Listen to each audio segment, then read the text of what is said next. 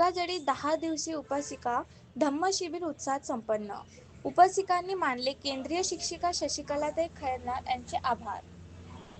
भारतीय बौद्ध महासभा यांच्या वतीने संपूर्ण तालुक्यामधील 14 गावातील विहारामध्ये 16 जानेवारी ते 25 जानेवारी 10 दिवसीय उपासिका धम्मशिबिराचे आयोजन करण्यात आले होते, ज्यामुळे तालुक्यात सर्वात लहान गाव म्हणून गंगाजळी येथील विहाराचा देखील समावेश होता, ज्यात केंद्रीय शिक्षक म्हणून शशिकलाताई खैरनार यांची निवड झाली होती.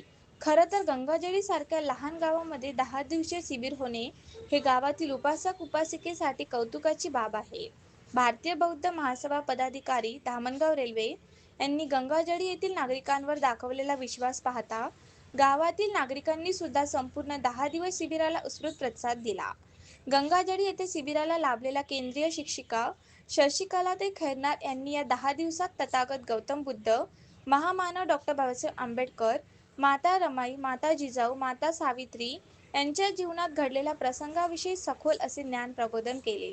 तसेच विहार येण्याचे महत्त्व, डॉ. बाबासाहेब आंबेडकर यांनी दिलेल्या 22 प्रतिज्ञा सर्वांकडून म्हणून घेत त्या आत्मसात करण्यात आम्हाला मार्गदर्शन केले.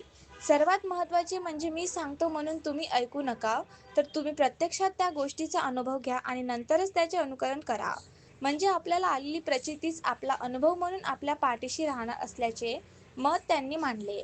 तर प्रत्येक दिवशी ताईंनी सांगितलेला घटनाक्रम आजही आमच्या डोळ्यासमोर आम्हाला जाणवत आहे. तसेच जी व्यक्ती विहारात येत नाही त्या व्यक्तीच्या प्रत्यक्ष घरी जाऊन त्यांना विहारात येण्यास प्रवृत्त केले, असे उपस्थित उपासिकेंनी यावेळी आपल्या भाषणातून व्यक्त केले आहे. त्यानंतर संपूर्ण गावात महापुरुषांच्या जय जयकाराच्या घोषणा देत शांततापूर्वक रॅली काढण्यात आली.